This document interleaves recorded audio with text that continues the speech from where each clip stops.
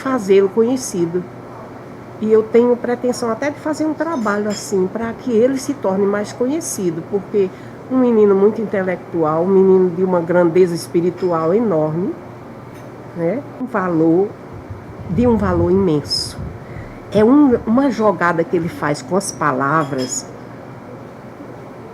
tão bonito, que a frase que ele faz, de um conteúdo elevado, não é todo mundo que vai ler que vai entender o que ele quer dizer, porque o vocabulário dele é elevado. É elevado.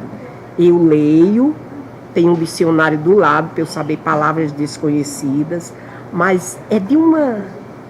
A formação das frases é de uma naturalidade tão grande que eu fico admirando. Eu comparo ele um pouco com a Nélida Pinon, da Academia Brasileira de Letras do Rio, né? Um linguajar elevado. É tanto que eu fico pensando assim, por isso que muita gente mais simples, que não teve um estudo mais elevado, talvez nem leia Políbio, porque precisa uma classe mais elitizada para ler e se interessar pela literatura dele. É o que eu, lendo, vi nisso na literatura do Políbio. De poesia que eu nunca tinha lido. Uma formação de frases assim, diferente da poesia tradicional, aquela mesmice. A minha impressão, depois que eu conheci pessoalmente, foi de um grande ser humano. Como escritor, de uma segurança muito grande na jogada das palavras, mas, acima de tudo, um ser humano formidável e talvez mal compreendido por muita gente. Eu percebi no interior dele assim uma sede enorme de ser mais conhecido, de ser mais valorizado, o que eu achei. Não sei se isso realmente... Eu sei que eu senti isso. É como se no fundo da alma dele, ele fosse um injustiçado. E ao mesmo tempo muito grato, porque ele conseguiu muito pelas origens dele, pelo histórico da vida dele, ele conseguiu muito. Chegar onde Políbio chegou não é para qualquer um, porque eu que saí dessa terra e fui para São Paulo em 70, 72, eu sei como o mundão é difícil de se viver. E a garra que esse homem tem de conseguir tudo que ele conseguiu na parte literária, é um grande homem, Políbio Alves. Um grande homem.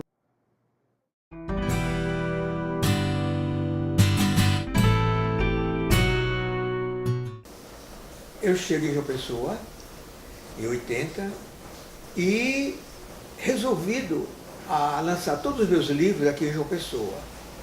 Apesar de que no Rio de Janeiro também trabalhei na editora Francisco Alves, que era a maior editora do Rio de Janeiro, né, do país. E eu digo, não, eu quero voltar para a minha terra, eu quero publicar na minha terra, não no Rio de Janeiro. Aí eu volto, é quando eu descubro como eu fui ingênuo, porque os livros publicados na Paraíba, muitas das vezes, se ele foi lançado no Ponce Reis, ele não passa do Ponce Reis. Então, foi no Rio de Janeiro que eu escrevi Varadouro. Sim, outros livros que eu fui escrito no Rio de Janeiro, eles foram queimados, destruídos, quando eu fui preso. Então, quando eu chego aqui no João Pessoa, Elizabeth toma conhecimento do meu livro. Havia um edital para publicar livro e eu mandei Varadouro. Foi aí que a Elizabeth tomou conhecimento desse livro. E ela fez um estudo muito sério sobre Varadouro. Aí foi tempo que a Elizabeth saiu do Conselho de Cultura e esse livro não era publicado.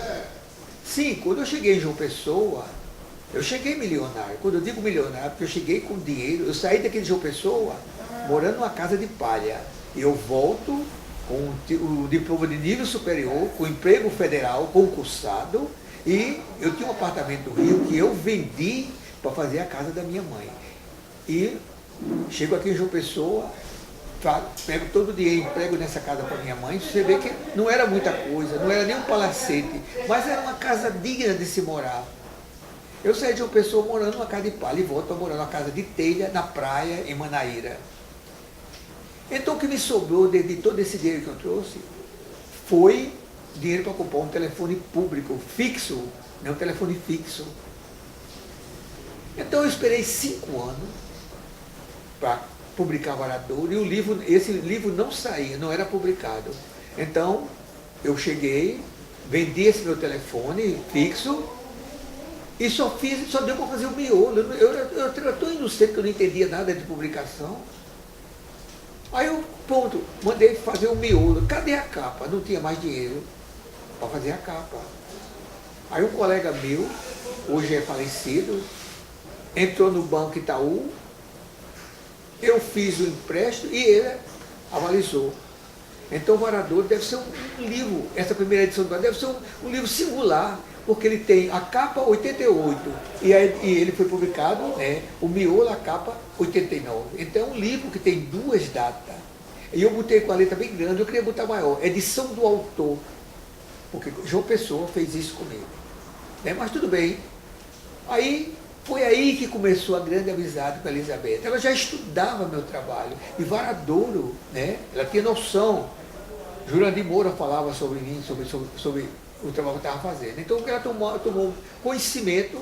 Então a Elizabeth começou a estudar meus livros, meus textos. Tomei conhecimento da obra de Políbio Alves através do meu antigo interesse, talvez um interesse pioneiro, pela literatura paraibana.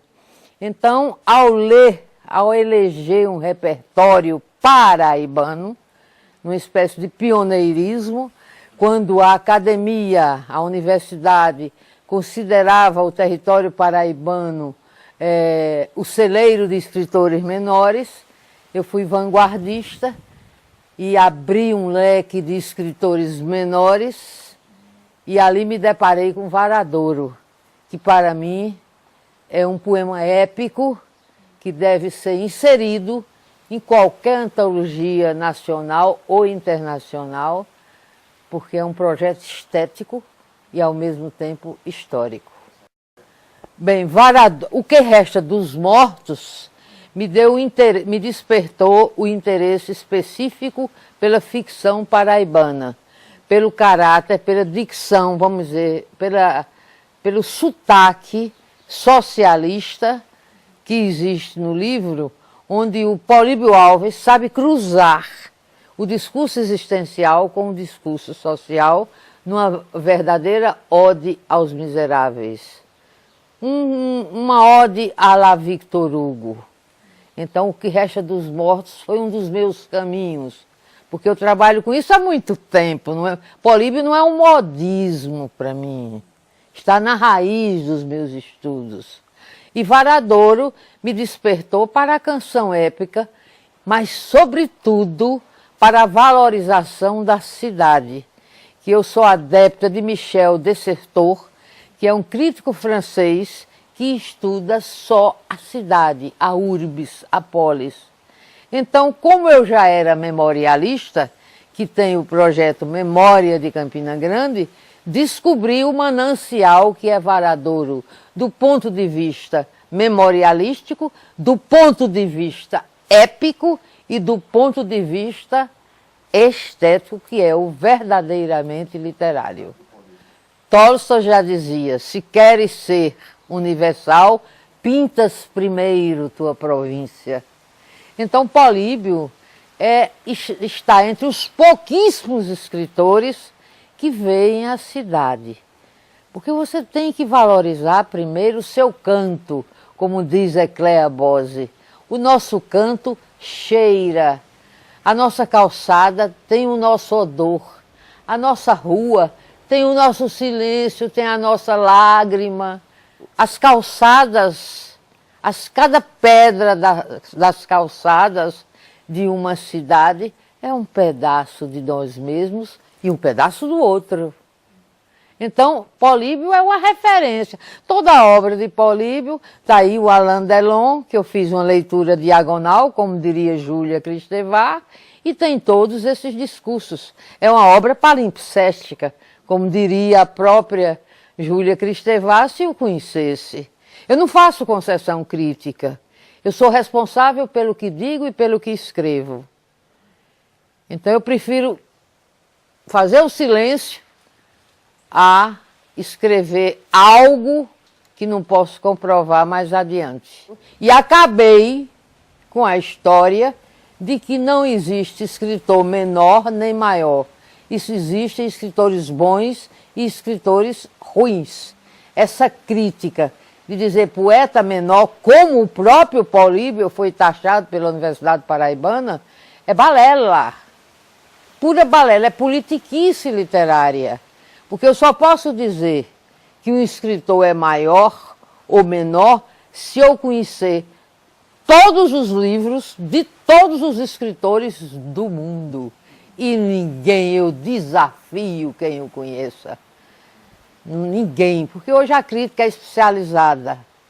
Ela tem muitos leques. Ou melhor, é um leque com muitas pétalas, com muitas vertentes. E você tem que estudar um autor verticalmente e não horizontalmente.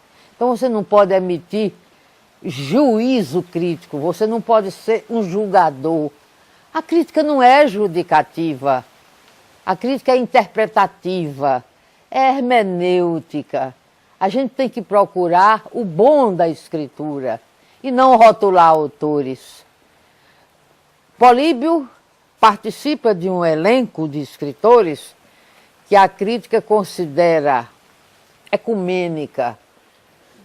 É um escritor que não pode, na minha opinião, a crítica democrática, não pode ser subjetiva e encomendada. Políbio integra um elenco de escritores que eu diria intertextual, porque ele trabalha muitas linguagens, ou seja, muitos discursos, ou seja, é um escritor de base semiótica. Porque eu acabei de dizer que sou uma pioneira nos estudos de literatura nordestina. Eu não só revelei autores paraibanos, mas nordestinos. Os livros estão aí para provar, 4 deles adotados em universidades europeias.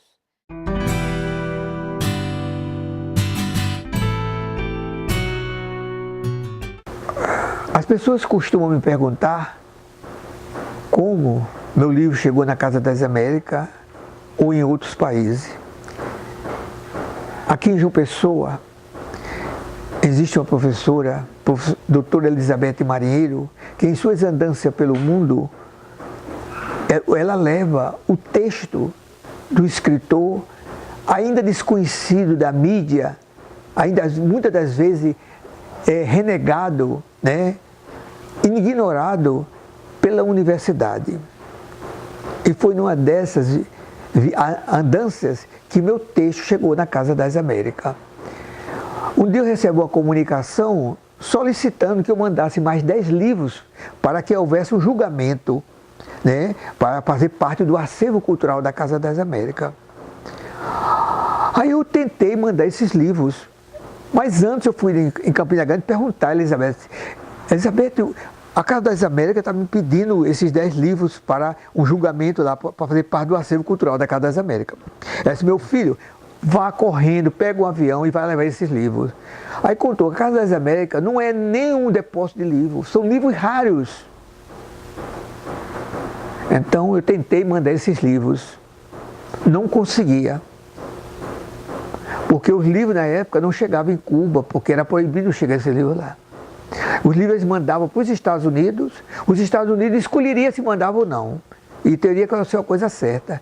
Então a pessoa me falou que existia uma mulher chamada Maria Cuba, que era muito conhecida em Cuba, né? Tanto que chegou o nome de ser Maria Cuba. Era filha de Osmar de Aquino, de Guarabira. E eu fui procurar essa pessoa na ilha de Itamaracá. Ela disse, meu filho, como você tem sorte, daqui a 10 dias vão uma delegação para Cuba, e eu vou mandar seus livros. E nessa delegação ia um paraibano aqui chamado Dr. Piragibe, Severino Piragibe, e foi ele que levou os livros. Tempos depois, eu recebo o comunicado que o livro faz parte da Casa das Américas. Então, eu vou a Cuba a convite da Casa das Américas para o enterro, né, de Che Guevara. Então foi aí que eu descubro o meu varadouro, alguma coisa de São Luís do Maranhão e também alguma coisa parecida com Salvador. Aí eu começo a me interessar, a estudar sobre a literatura cubana.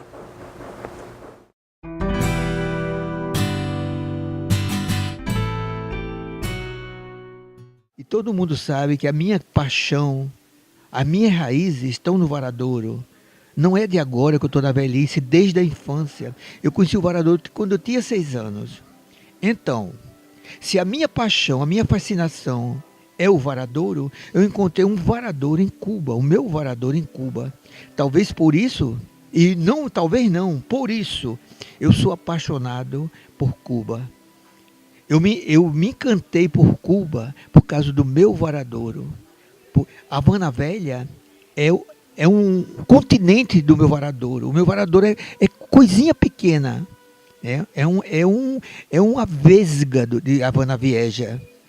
Então, é isso que me faz gostar tanto de Cuba. Se eu me ausentar, se fosse assim, de eu ir embora de João Pessoa, eu não ia perder meu varadouro, porque eu tenho um varadouro em Cuba que é um continente em relação à proporção dos monumentos e das fontes de riqueza que tem no meu estado. Eu sou filha de paraibanos, nascida em São Paulo. Atualmente resido na França e trabalho com... Um dos meus trabalhos lá é justamente a divulgação em sala de aula e também, às vezes, em pesquisa, de novos poetas e escritores. Não existe uma obrigação